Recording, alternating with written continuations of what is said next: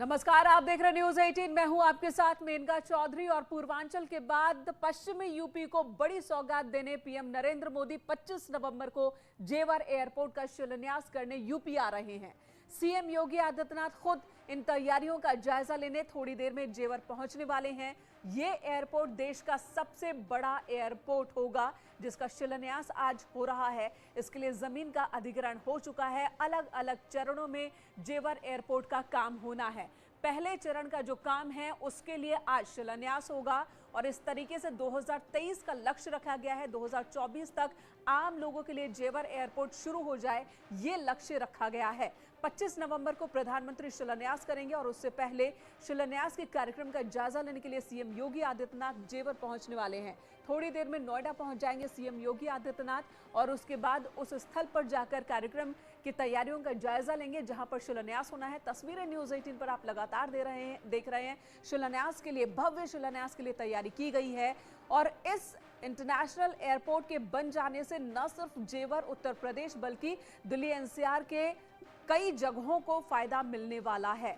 और ये देखिए, जेवर इंटरनेशनल एयरपोर्ट, यूपी में इंटरनेशनल एयरपोर्ट, और इसे इस तरीके से बनाया जाएगा जो वर्ल्ड क्लास का होगा, वर्ल्ड लेवल का होगा और ये भारत का सबसे बड़ा इंटरनेशनल एयरपोर्ट होगा। यहाँ न सिर्फ वाहनों की उड़ान होगी, न सिर्फ टेक ऑफ और लैंडिंग होगी, बल्कि इस एयरपोर्ट पर यह भी इंतजाम किए गए हैं कि वाहनों को किस तरीके से, विमानों को रखरखाव किया जाए, उनकी मेंटेनेंस का भी यहाँ पर इंतजाम।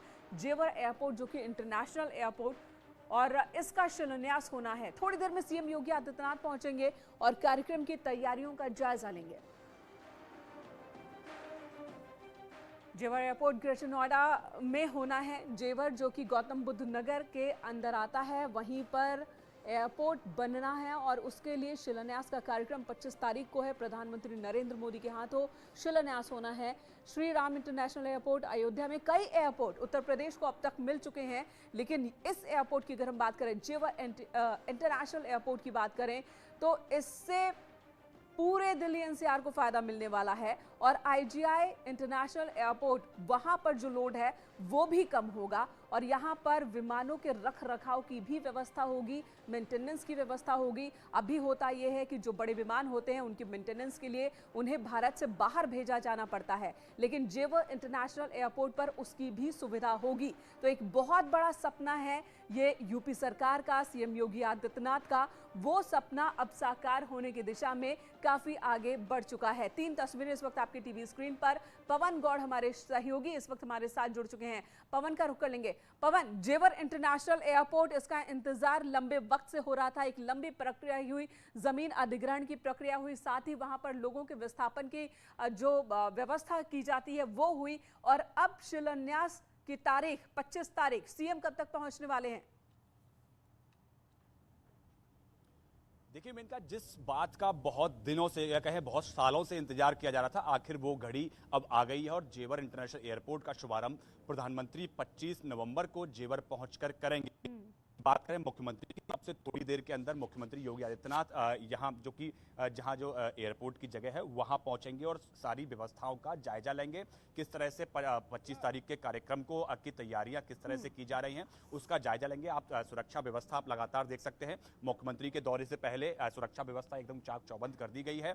लगातार सारे अधिकारी पूरे जिले भर के यहाँ मौजूद हैं और तमाम जो अधिकारी हैं या फिर मंत्री खुद नंदगोपाल नंदी यहाँ मुख्यमंत्री से पहले यहाँ पहुंच गए, क्योंकि वो सिविल एविएशन मिनिस्टर हैं उत्तर प्रदेश के, तो वो सब लोग यहाँ पहुंचे हुए हैं। तमाम जनप्रतिनिधि यहाँ पहुंचे हुए हैं मुख्यमंत्री का स्वागत करने के लिए, क्योंकि ये उत्तर प्रदेश देश का पहला राज्य है, अब 5वां बन रहा है। उत्तर प्रदेश में इससे पहले 4 इंटरनेशनल एयरपोर्ट बन चुके हैं और 5वां अब जेवर की शुरुआत प्रधानमंत्री मोदी 25 तारीख को शिलान्यास करके करेंगे।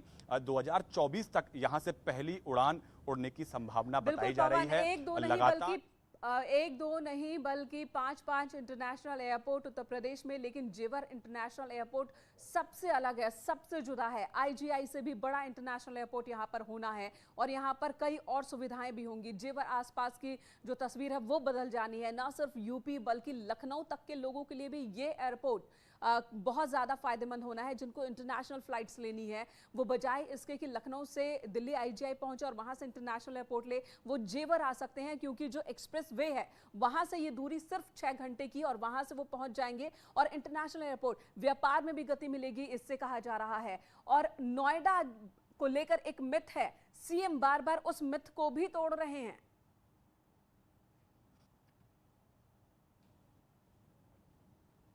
जी बिल्कुल, जिस तरह से लगातार मुख्यमंत्री गौतम बुद्ध नगर का दौरा करते रहते हैं, हमेशा ये माना जाता रहा है कि जो भी मुख्यमंत्री गौतम बुद्ध नगर आया उसकी वापसी उत्तर प्रदेश की सत्ता में नहीं होती है। लेकिन मुख्यमंत्री अब तक 15 से ज्यादा बार गौतम बुद्ध नगर का दौरा कर चुके हैं और लगातार फिर से एक बार आ रहे हैं। और प्रधानमंत्री 25 नवंबर को एक बड़ी जनसभा को यहाँ संबोधित करने जा रहे हैं, जो कि कृषि कानूनों की वापसी के बाद पश्चिमी उत्तर प्रदेश के अंदर सबसे पहली प्रधानमंत्री की एक बड़ी रैली होने जा रही है। प्रधानमंत्री यहां से जनता को संदेश भी देंगे, किस तरह से उनकी सरकार किसानों के हित के लिए और इस पूरे क्षेत्र के विकास कर रही है। इस पूरे मसले को लेकर अपनी बात जनता के बीच रखेंगे।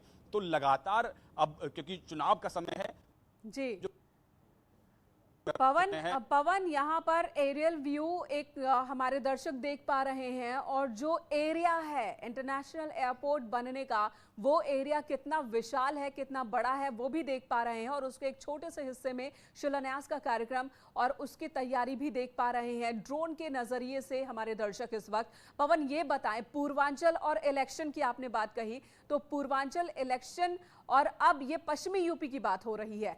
पश्चिमी यूपी में इस इंटरनेशनल एयरपोर्ट के आने से इलेक्शन के मद्देनजर इसका क्या असर होगा, वो भी बताएं।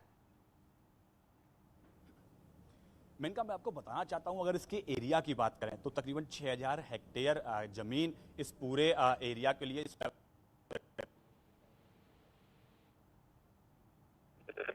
जी फिलहाल पवन, आवाज डिस्टर्ब हो रही है आपके पास दोबारा लौटेंगे। और ये तस्वीरें हमारे दर्शक देख पा रहे हैं, ये कार्यक्रम स्थल की तस्वीर है। जेवर इंटरनेशनल एयरपोर्ट के लिए भूमि पूजन होना है।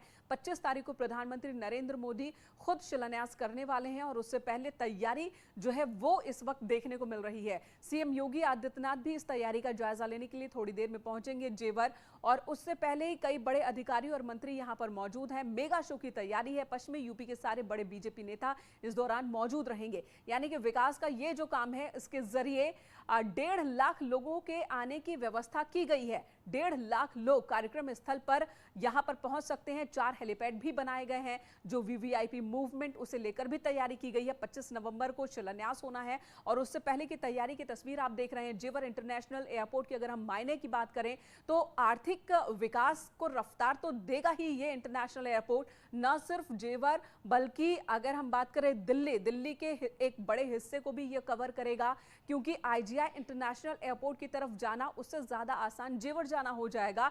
बहुत सारे दिल्ली वासियों के लिए भी, खासकर जो यूपी नोएडा से जुड़ा हुआ इलाका है दिल्ली का, हरियाणा के भी एक बड़े इलाके को इससे सुविधा मिलने वाली है, क्योंकि डायरेक्ट सड़क है और यहां तक आसानी से पहुंचा जा सकता है। अगर हम अवध की बात करें, लखनऊ से भी आना यहां आसान होगा, क्योंकि लखनऊ में इंटरनेशनल एयरपोर्ट, इंटरनेशनल ट्रैवल करने लोग IGI आते हैं और फिर ट्रैवल करते हैं, वो डायरेक्ट यहां जेवर से ट्रैवल कर सकते हैं। एक बहुत बड़े एरिया को ये इंटरनेशनल एयरपोर्ट कवर करने वाला है। पवन, धन्यवाद आपका इस वक्त पूरी जानकारी देने के लिए। आगे भी आपसे तस्वीरें देखते रहेंगे, लेते रहेंगे। और इधर सूत्रों के हवाले से बड़ी खबर आ रही है, लखनऊ में अखिलेश से जयंत ने मुलाकात की है। सीट बंटवारे पर ये दोनों के बीच मुलाकात हो रही है। सूत्रों के हवाले से बड़ी खबर है ये। RLD के अध्यक्ष जयंत चौधरी, यूपी में RLD की मजबूत पकड़ है। खासकर अगर हम पश्चिमी यूपी की अगर हम बात करें तो RLD की मजबूत पकड़।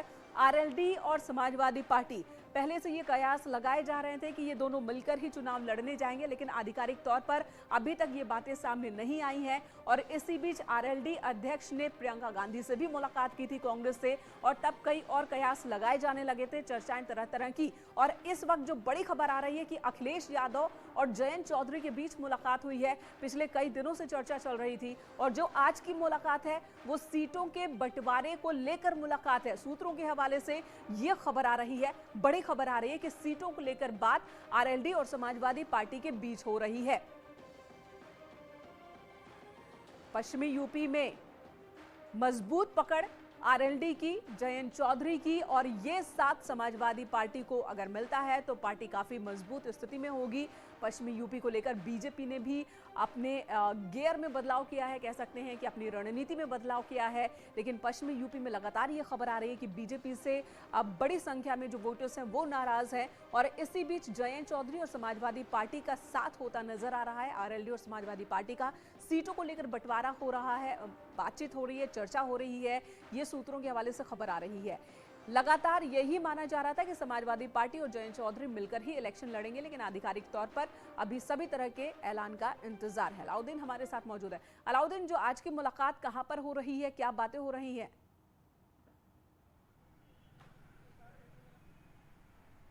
देखिए, समाजवादी पार्टी के मुखिया अखिलेश यादव के निजी आवास पर न्यूज़ 18 की टीम है। आप साफ तौर से देख रहे हैं, तो ये एग्जिट गेट है उनके आवास का, और न्यूज़ 18 की टीम आपको एंट्री गेट तक भी ले जाएगी। आज के जो कार्यक्रम का ब्यौरा है वो अभी मुलाकात, क्योंकि पक्की चर्चाएं हैं लगातार, और जो आधिकारिक पुष्टि है ना आरएलडी की तरफ से कोई, ना समाजवादी पार्टी ऑफिस की तरफ से कोई की गई है। लेकिन ये बात बिल्कुल अहम है कि जयंत चौधरी क्योंकि लखनऊ में मौजूद हैं, तो ऐसे में उनके लखनऊ में होने की वजह यही हो सकती है कि अखिलेश यादव से मिले। अभी 2 मिनट पहले का एक अपडेट ये है जिससे इस बात की पुष्टि होती हुई नजर आ रही है कि अखिलेश यादव के घर पर जयंत चौधरी आए हुए हैं, क्योंकि अभी ऑफिशियली जो समाजवादी पार्टी के 2 फोटोग्राफर्स हैं उनको यहाँ पर बुलाया गया है। तो ऐसे में कोई वजह नहीं बनती है उन फोटोग्राफर्स का उनके निजी इस आवास पर आने का। एक बार कैमरा अगर पैन करेंगे तो मेरे राइट हैंड पर उनका निजी आवास है। इसकी तस्वीरें भी लगातार टीवी स्क्रीन पर अपने दर्शकों को दिखाते चलें। न्यूज़ 18 टीम मौके पर मौजूद है। 2:15 बजे अखिलेश यादव इंदिरा गांधी प्रतिष्ठान से कार्यक्रम खत्म करके, जो प्रोफेसर राम गोपाल यादव का कार्यक्रम था उसको खत्म करके आए हैं। तो ऑफिशियली फोटोग्राफर्स के जाने का ये मतलब निकल करके आ रहा है कि हैपनिंग है, जरूर यहाँ पर हैपनिंग है। आगे जिस तरह की हैपनिंग जो भी रहेगी न्यूज़ 18 पर दर्शकों को सूचित करता रहेगा। हालांकि जो स्टेट प्रेसिडेंट है आरएलडी के, वो भी किसी पॉलिटिकल घटनाक्रम के अपडेट से उन्होंने मना किया, उनके स्पोक पर्सन भी। लेकिन सियासत में कई बार चीजें इशारों के हिसाब से चलती हैं, तो न्यूज़ 18 की टीम मौके पर मौजूद है। उन इशारों के साथ साथ क्या सियासी घटनाक्रम राजधानी लखनऊ में हो रहा है वो मैं आपको सूचित करूंगा। फिलहाल एंट्री गेट है, बिल्कुल अलाउद्दीन, निजी आवाज का एंट्री अलाउद्दीन, गेट। आगे क्या होता है, क्या फैसले होते हैं, क्या प्रतिक्रिया होती है, क्या बोला जाता है, बयान क्या आता है, वो हम आपसे जान लेंगे। लेकिन एक सवाल ये है कि आखिर क्या वजह है, क्योंकि जब शुरू से ही ये माना जा रहा है कि समाजवादी पार्टी और आरएलडी मिलकर ही शायद ये चुनाव लड़े, बावजूद इसके आधिकारिक तौर पर ये बातें आने में इतना वक्त क्यों लग रही हैं? देखिए, जहाँ तक वक्त का सवाल है, दोनों सियासी पार्टियां सोच समझ करके ये कदम उठा रही हैं। जो सबसे बड़ा मसला है वो सीटों के बंटवारों को लेकर के है। खबरें ये हैं कि 30 से 35 सीटों की डिमांड है जो है आरएलडी की तरफ से, क्योंकि समाजवादी पार्टी उससे कम सीटों पर काम चलाना चाहती है। शायद एक विकल्प ये भी निकाला जाए कि समाजवादी पार्टी अपने कई सारे कैंडिडेट्स को आरएलडी के टिकट पर बाद में लड़ा दे। तो ऐसे में, क्योंकि उत्तर प्रदेश में अभी जो माना जा रहा है कि 40 से 50 दिन अभी भी लग सकते हैं आचार संहिता को लेकर के, तो ऐसे में बहुत जल्दबाजी अभी दोनों पार्टियां नहीं दिखाना चाहती हैं। क्योंकि आरएलडी का गठबंधन समाजवादी पार्टी के साथ अगर पहले हुआ होता और एकाएक जिस तरह से तीनों किसान कृषि कानून वापस हुए हैं, उसके बाद इक्वेशन एकदम अलग हो जाता। ऐसे में दोनों सियासी पार्टियां इस बात को साफ तौर से क्लियर करना चाहती है, कोई सियासी नुकसान ना झेलना पड़े। क्योंकि आज आरएलडी को देखेंगे पश्चिमी उत्तर प्रदेश में बिला शक शुबहा कृषि कानूनों के बाद आरएलडी की जमीन एक बार मजबूत हुई है, लेकिन अभी भी उनके पास विधानसभा में, विधान परिषद में, लोकसभा में, राज्यसभा में प्रतिनिधित्व का टोटा है। तो ऐसे में डू और डाई जैसी हालात हैं पार्टी के सामने। देखना होगा किस तरह के फैसले लिए जाते हैं। धन्यवाद अलाउद्दीन इस वक्त पूरी जानकारी देने के लिए। तो समाजवादी पार्टी की ओर से, खासकर अध्यक्ष अखिलेश यादव की ओर से कई बार ये बात कही जा चुकी है कि वो छोटी छोटी पार्टियों को मिला करके बीजेपी को हराने के लिए लड़ेंगे। आरएलडी एक बहुत बड़ी भूमिका इसमें निभा सकती है। सीटों को लेकर क्या बात होती है ये आपको आगे भी बता रहेंगे। फिलहाल यहाँ एक ब्रेक के लिए रुकना होगा, खबरें जारी। मुजफ्फरनगर में 2 दिवसीय सांसद खेल स्पर्धा का समापन हुआ और इस मौके पर केंद्रीय खेल मंत्री अनुराग ठाकुर पहुंचे। खिलाड़ियों के साथ वॉलीबॉल खेलते नजर आए। मुजफ्फरनगर में 8 करोड़ की लागत से एथलेटिक ट्रैक बनवाने का ऐलान भी किया। इस दौरान अनुराग ठाकुर ने केंद्रीय मंत्री संजीव बालियान की जमकर तारीफ की। युवा प्रतिभाशाली खिलाड़ियों को एक प्लेटफॉर्म दिया जहां पर आकर अपनी वो प्रतिभा का दिखा सकें, compete कर सकें, जीत सकें, और जीतने के बाद जो प्रदेश स्तर पर हम इनका कैंप लगवाएंगे, जहां साई के कोचेस भी आएंगे, वो भी करेंगे। और संजीव बालियान जी की जो मांग थी कि यहाँ पर एक एथलेटिक ट्रैक बनाकर दिया जाए तो लगभग 8 करोड़ रुपए की लागत का जो एथलेटिक ट्रैक होगा वो हम मुजफ्फरनगर में संजीव बालियान जी के संसदीय क्षेत्र में बनाकर देंगे। वक्त एक ब्रेक का है, खबरें जारी हैं।